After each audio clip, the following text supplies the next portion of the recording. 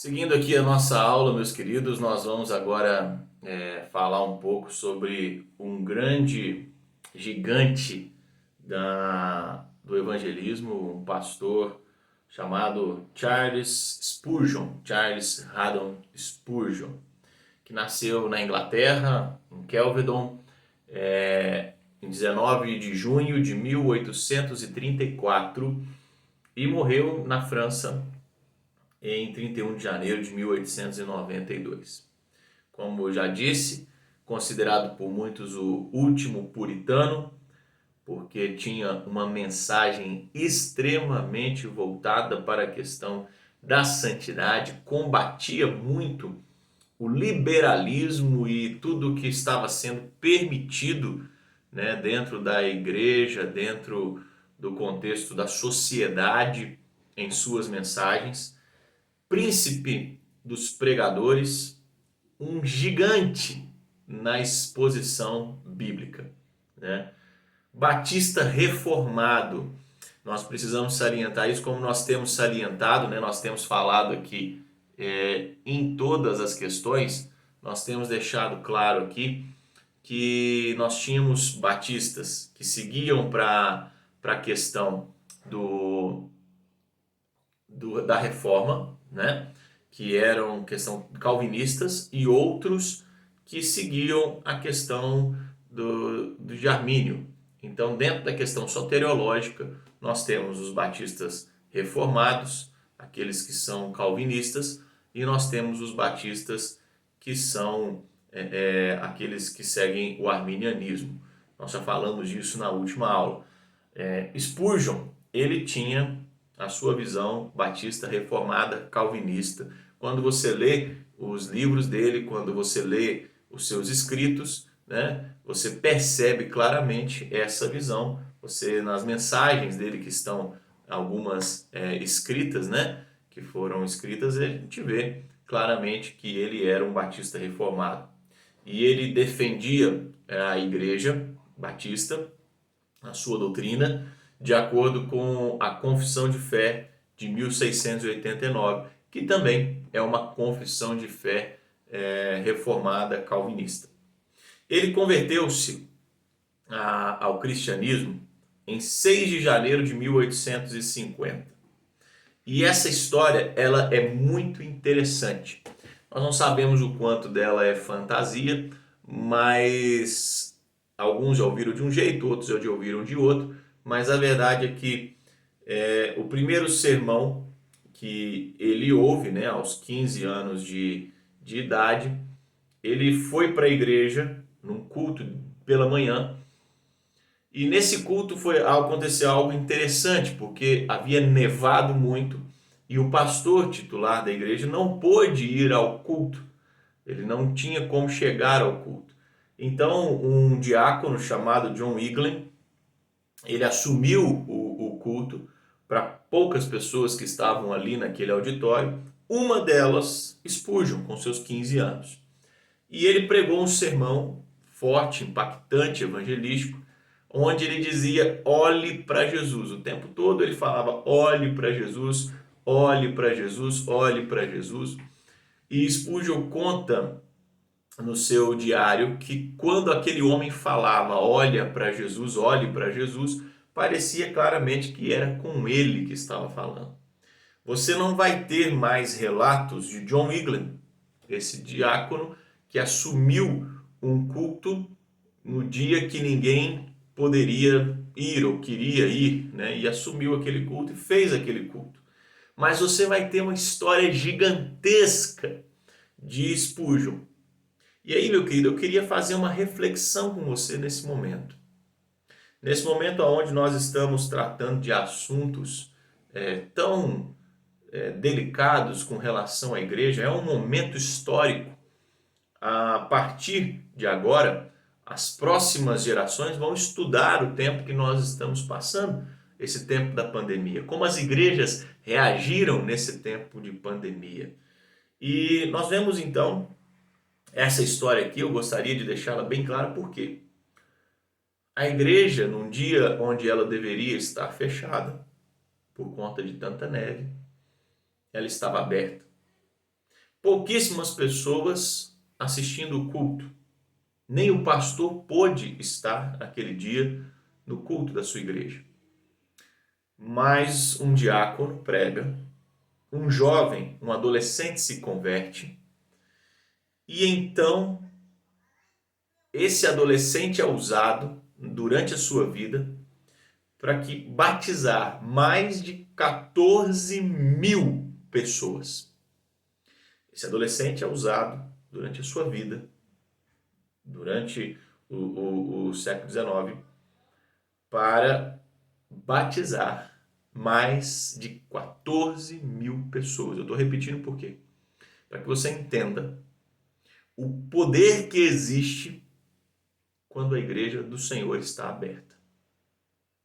Quando os pastores eles se levantam para dizer que a igreja precisa continuar aberta, mesmo em tempos de pandemia, não é porque eles querem recursos, dinheiro, dízimo, como alguns dizem.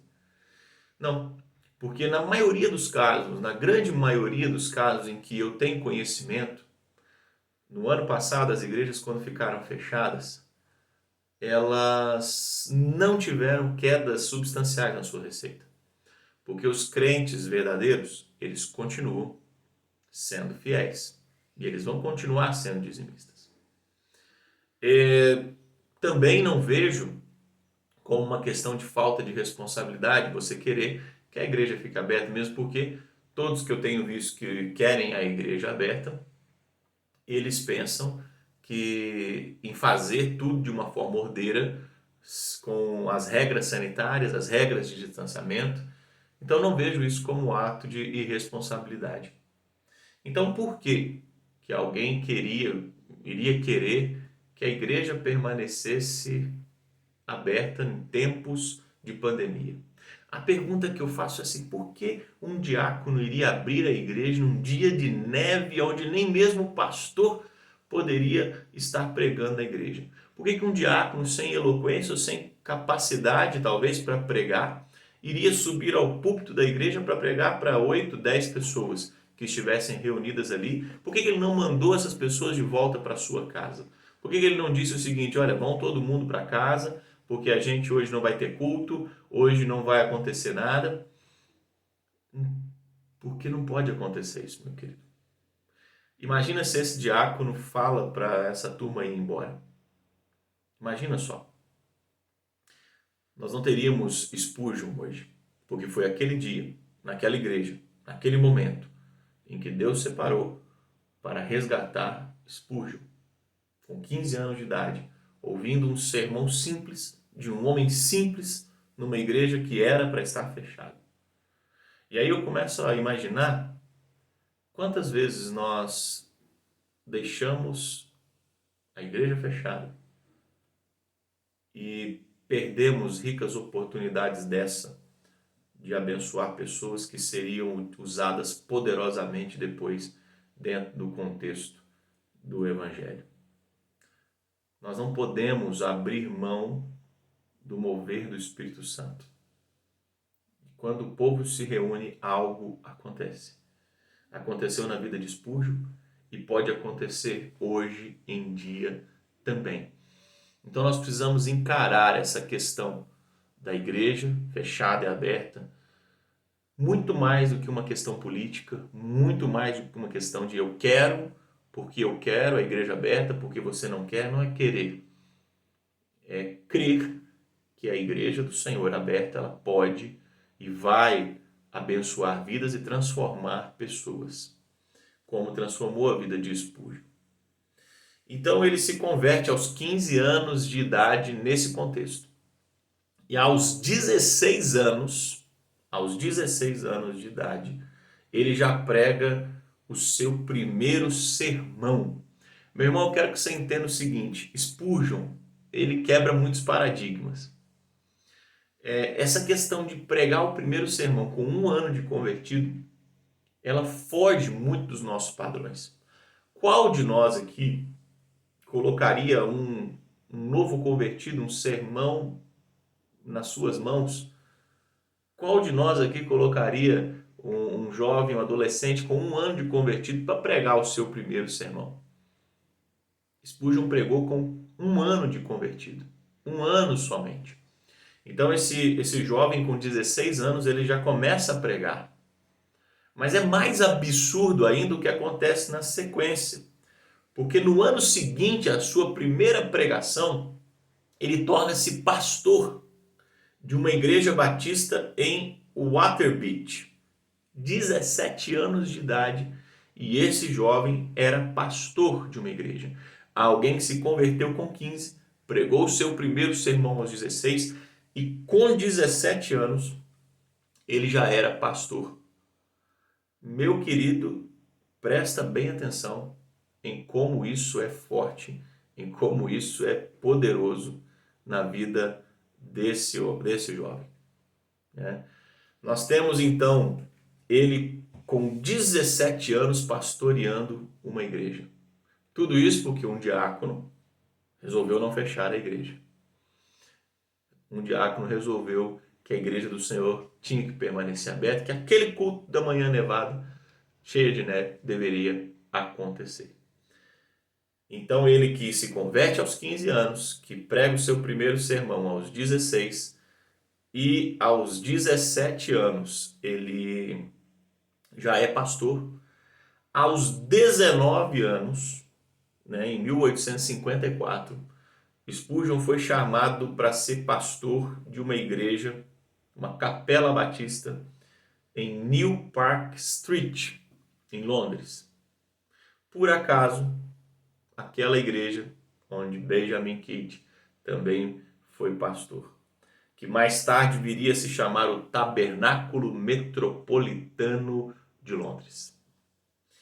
Meu querido, no primeiro sermão que esse jovem prega lá nesta igreja, na igreja em Londres, ele pregou para 80 pessoas.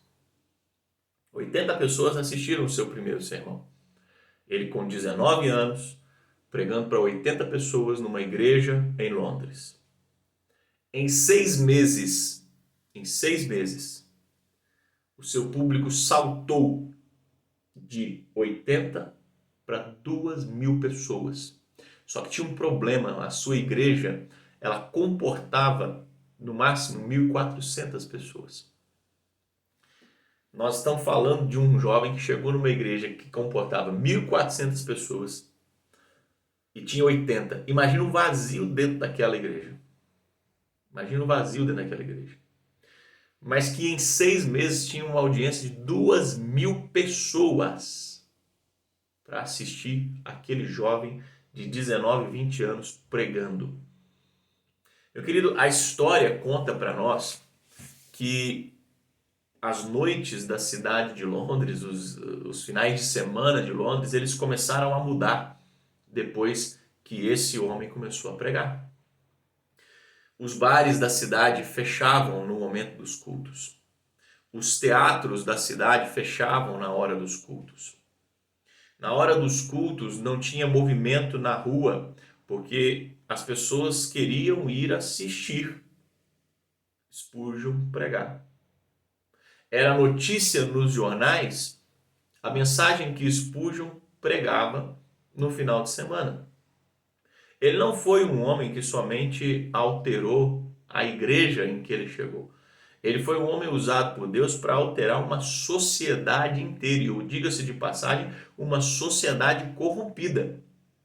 Então esse homem, ele não foi alguém simplesmente comum. Não é à toa que ele é chamado de príncipe dos pregadores. Não é à toa que os seus escritos até hoje influenciam pessoas. E depois que ele muda a sua igreja para um templo novo, com uma capacidade maior, cerca de 5.000 pessoas para a sua audiência, ele chega a ter 14.000 membros na sua igreja. Mas nós estamos falando de um contexto de quase 2 séculos atrás, onde muito menos pessoas existiam. A habitação era muito menor dentro das cidades, então o que nós estamos falando é algo absurdo, porque se fosse hoje, nós poderíamos multiplicar isso por 2 ou 3 tranquilamente, seria, ou até mais, seria o tamanho da membresia da igreja de Spurgeon. Agora, algo que é interessante nesse crescimento da igreja de Spurgeon é algo que ele diz em um dos seus relatos a respeito da igreja. Ele diz o seguinte, abre aspas para Spurgeon, no início eu pregava somente a um punhado de ouvintes. Contudo, não me esqueço da insistência das suas orações. Às vezes, parecia que eles rogavam até verem a presença de Jesus ali para abençoá-los. Assim desceu a bênção. A casa começou a se encher de ouvintes e foram salvas dezenas de almas. Ele diz dezenas, mas ele poderia dizer milhares de almas. Presta bem atenção, meu querido. Nós estamos falando de história e nós precisamos olhar para trás para aprender o que fazer no presente. Não era somente o pastor que estava orando. Ele não se esquece da insistência da oração da sua igreja. A igreja orava, a igreja clamava. E presta bem atenção que quando a igreja orava, essa igreja não passou a orar simplesmente porque Spurgeon chegou. Nós estamos falando de algo, a vida de Spurgeon ela é um meteoro. Nós estamos falando de uma conversão aos 15, primeiro sermão aos 16, primeiro pastoreio aos 17, ida para Londres aos 19, e com 20 anos ele já estava pregando para um público de 2.000 pessoas. 5 anos. Tudo isso em 5 anos.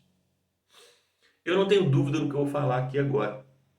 A oração desses irmãos nesta igreja, New Park Street, foi o que moveu o coração de John Wiglam, o diácono que pregou para a conversão de Spurgeon. A oração desses irmãos aqui em New Park Street, em Londres, foi o que moveu o coração de Spurgeon ao seu primeiro sermão. A oração desses irmãos em New Park Street foi o que moveu Spurgeon a aceitar o seu primeiro pastoreio. A oração desses irmãos foi o que tocou no coração de Spurgeon para que ele viesse até Londres. E a oração desses irmãos foi o que capacitou e ungiu, trouxe unção, segundo, trouxe bênção para a mensagem de Spurgeon, para que aquela igreja fosse cheia e alcançasse corações. Querido, quando uma igreja se dispõe a orar, coisas maravilhosas e grandiosas acontecem. Às vezes nós olhamos simplesmente para o resultado da oração, e Spurgeon é o resultado das orações. Ele não é a causa de todo o avivamento. Ele faz parte de todo o avivamento que aconteceu na cidade de Londres. Nós precisamos entender que antes do avivamento tem oração. E se não houver oração, as coisas não vão caminhar. Nós estamos falando que para uma vida de um jovem é algo muito rápido. 15 anos se converte, com 20 anos ele está ali pregando para 2.000 pessoas. Mas 5 anos na vida de uma igreja, 5 anos de oração, pode parecer muito tempo. Pode parecer que você está orando, orando, orando e nada está acontecendo. Aquele grupo de 80 pessoas estava orando. E dentro de um templo enorme, 80 pessoas, aquilo parecia ser fracasso. Muitas vezes a nossa vida de oração vai parecer ser um fracasso, mas ela só vai ser um fracasso a partir do momento em que você aceita isso como fracasso. Continue orando, continue incentivando a sua igreja, porque não há fracasso em oração. Muitas vezes nós vamos pensar que há, mas não há fracasso na oração. Então, Spurgeon deixa alguns frutos. 200 novas congregações. 200 novas congregações. Nós abrimos uma congregação e já ficamos tremendamente felizes. Spurgeon fundou 200 congregações durante o seu ministério. Houve também um legado que foi uma faculdade de pastores. Milhares de líderes para o mundo foram formados através de tudo aquilo que Spurgeon deixou. Orfanatos foram montados através do ministério de Spurgeon. E deixou milhões de sermões impressos que hoje são livros, coletâneas, que nós podemos ler e sermos edificados com um ministério de 2 séculos atrás. Esse é o legado de um homem que se converteu aos 15 anos de idade, porque alguém entendeu que a igreja tinha que permanecer aberta em qualquer situação. Para nós hoje, isso deve servir de muito alerta, de muito alento, para que eu e você possamos entender qual é a função real da igreja nesse tempo. Que Deus te abençoe. A gente vai já para o próximo vídeo.